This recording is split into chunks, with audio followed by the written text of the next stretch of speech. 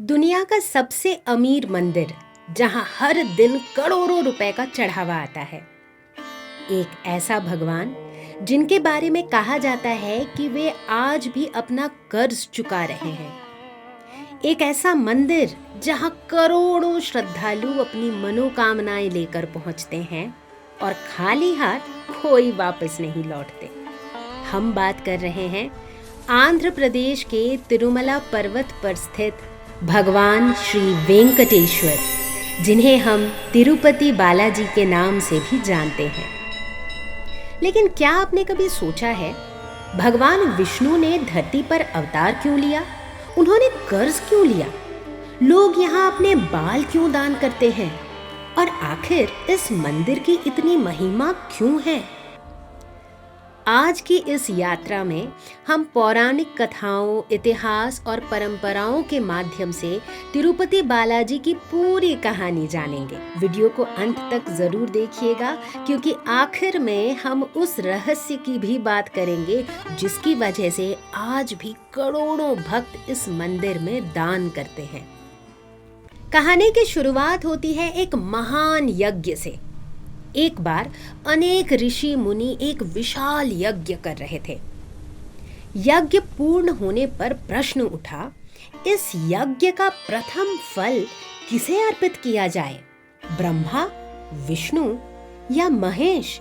त्रिदेवों में सबसे श्रेष्ठ कौन है? इस कठिन प्रश्न का उत्तर जानने के लिए सभी ऋषियों ने महर्षि भृगु को चुना। महर्षि भृगु केवल महान तपस्वी ही नहीं थे, बल्कि वे त्रिदेवों की परीक्षा लेने का साहस भी रखते थे। सबसे पहले महर्षि भृगु ब्रह्मलोक पहुंचे। सृष्टि के रचयिता भगवान ब्रह्मा उस समय वेदों के चिंतन और सृष्टि कार्य में लीन थे। महर्षि भृगु उनके सामने पहुंचे, लेकिन उन्होंने जानबूझकर ना तो प्रणाम किया और ना ही कोई सम्मान प्रकट किया। भगवान ब्रह्मा क्रोधित हो उठे। उन्हें लगा कि उनके ही मानस पुत्र ने उनका अपमान किया है। उनका क्रोध बढ़ने लगा, लेकिन माता सरस्वती ने उन्हें शांत किया। महर्षि भृगु समझ गए कि ब्रह्मा जी में क्रोध तो आया, पर उन्होंने स्वयं पर नियंत्रण रखा। इसके बाद महर्षि भृगु कैलाश पर्वत पहुंचे। भगवान शिव अपने प्रिय भक्त और भ्राता समान भृगु को देखकर अत्यंत प्रसन्न हुए और उन्हें गले लगाने के लिए आगे बढ़े। लेकिन महर्षि भृगु पीछे हट गए और बोले, मुझे स्पर्श मत कीजिए। भगवान शिव को यह व्यवहार अच्छा नहीं लगा। उनका रौद्र रूप प्रकट होने लगा। वे क्रोध में अपना त्रिशूल उठाने ही वाले थे कि माता पार्वती ने उन्हें शांत किया। महर्षि भृगु ने यहाँ भी देखा कि क्रोध उत्पन्न हुआ, लेकिन उसे रोक लिया गया। अब अंतिम परीक्षा शेष थी। महर्षि भृगु वैकुंठ पहुंचे। भगवान विष्णु उस समय माता लक्ष्मी के साथ विश्राम कर रहे थे। इस बार महर्षि भृगु ने सबसे कठोर परीक्षा लेने का निश्चय किया। वे सीधे भगवान विष्णु के पास गए और बिना कुछ कहे उनके वक्ष स्थल पर अपने पैर से प्रहार कर दिया। यह दृश्य देखकर कोई भी क्रोधित हो जाता, लेकिन भगवान विष्णु तुरंत उठे। उन्होंने महर्षि भृगु का पैर अपने हाथों में लिया और विनम्रता से बोले, ऋषिवर, मेरा वक्ष स्थल कठोर है, कहीं आपके चरणों में चोट तो नहीं लग गई?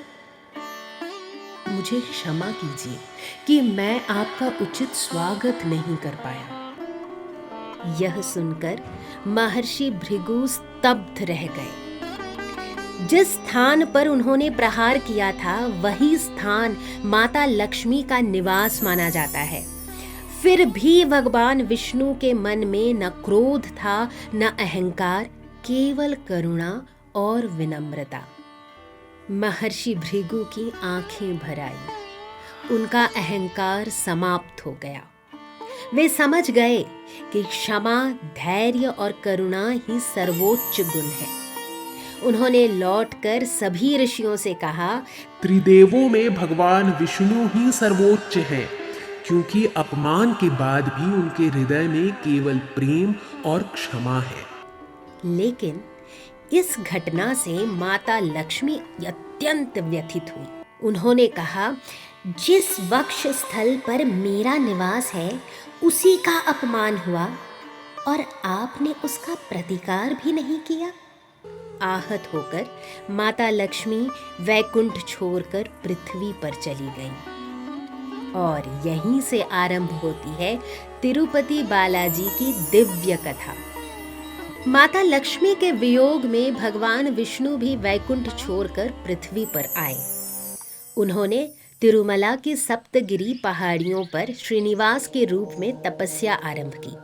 कहा जाता है कि वे एक चींटी के टीले में ध्यान मग्न रहने लगे। उनकी देखभाल स्वयं कामधेनु गाय करती थी। स्वर्ग की दिव्य कामधेनु गाय प्रतिदिन उस स्थान पर आती और बिना किसी के दोहे अपने आप अपना दूध उस चींटी के टीले पर अर्पित कर देती। मान्यता है कि यह केवल दूध नहीं था, बल्कि भगवान के प्रति प्रकृति और समस्त सृष्टि की निस्वार्थ सेवा का प्रतीक था। ऐसा माना जाता है कि जब स्वयं भगवान पृथ्वी पर थे, तब प्रकृति भी उनकी सेवा में समर्पित हो गई थी। कुछ दिनों बाद गाय के मालिक और ग्वाले ने देखा कि गाय घर लौटते समय दूध नहीं दे रही है। उन्हें संदेह हुआ कि कोई चोरी से उसका दूध निकाल रहा है। सच्चाई जानने के लिए ग्वाला एक दिन गाय का पीछा करते हुए जंगल पहुंचा। वहां उसने देखा कि गाय अपना सारा दूध स्वयं ही एक चींटी के टीले पर अर्पित कर रही है।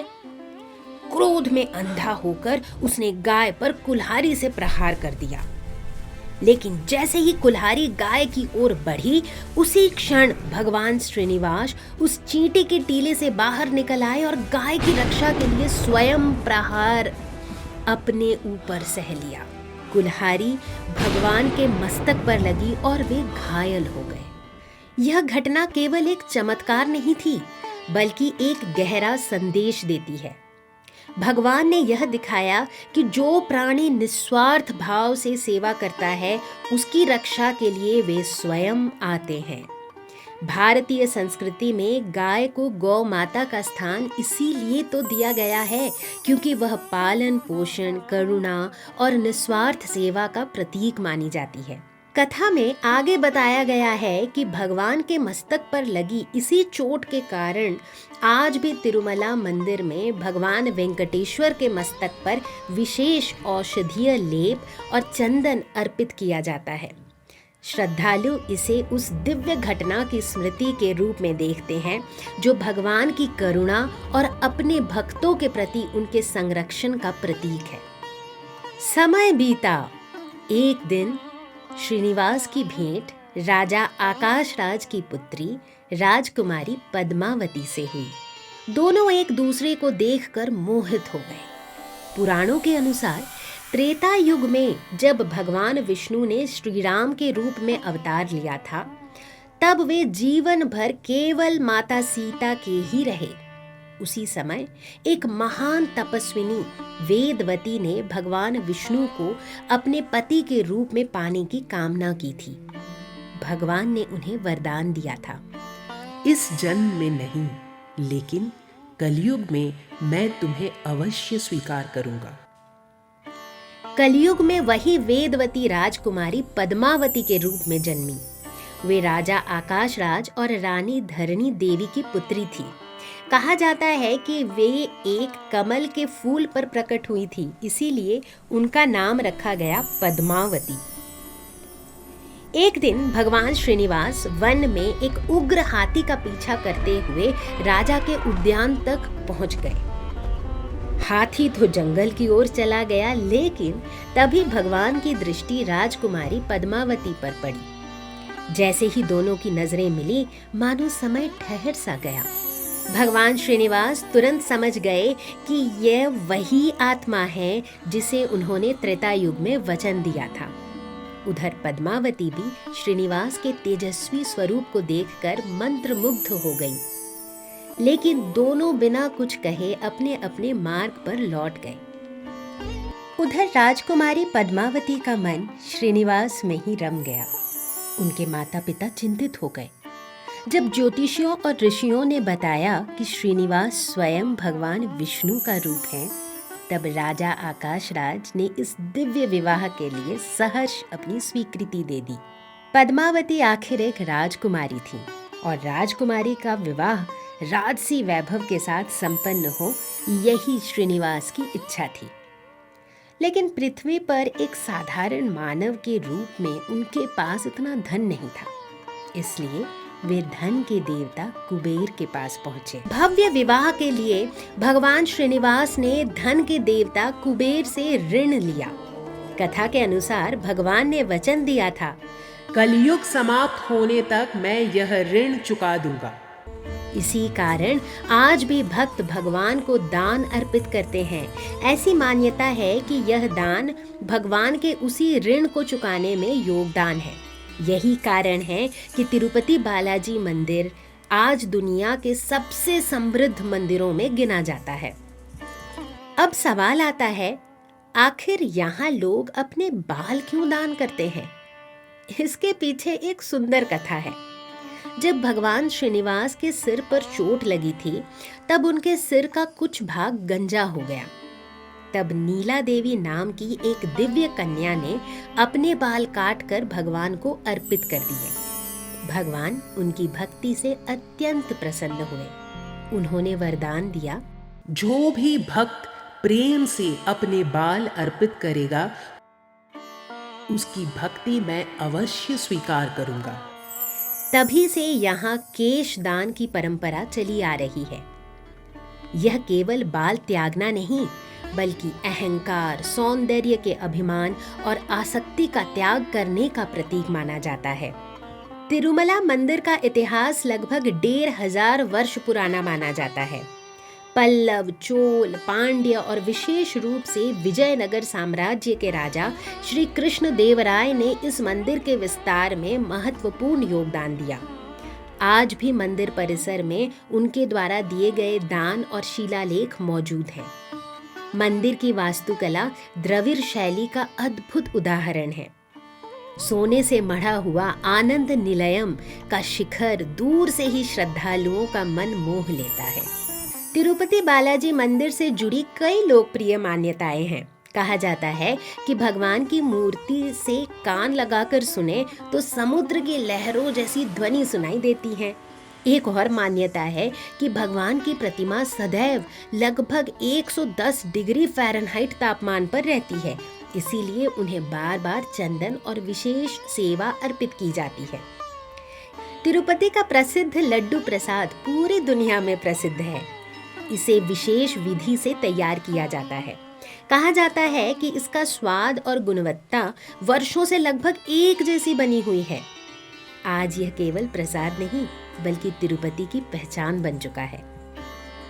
तिरुपति बालाजी की कहानी केवल एक मंदिर की कहानी तो नहीं है। यह विनम्रता, त्याग, प्रेम, वचन निभाने और भक्ति की कहानी है। भगवान विष्णु का ऋण लेना हमें यह सिखाता है कि वचन का सम्मान कितना महत्वपूर्ण है। केशदान हमें अहंकार छोड़ने की प्रेरणा देता है और करोड़ों भक्तों की आस्था यह बताती है कि विश्वास की शक्ति समय के साथ और भी मजबूत होती जाती है। अगर आपको तिरुपति बालाजी की यह अद्भुत कहानी पसंद आई हो तो कमेंट में गोविंदा अवश्य लिखिए। वीडियो को अपने पूरे परिवार और मित्रों के साथ शेयर अवश्य करें और ऐसी ही पौराणिक इतिहास, रहस्य और कथाओं के लिए हमारे चैनल को जरूर सब्सक्राइब करें। मिलते हैं अगले वीडियो में। गोविंदा।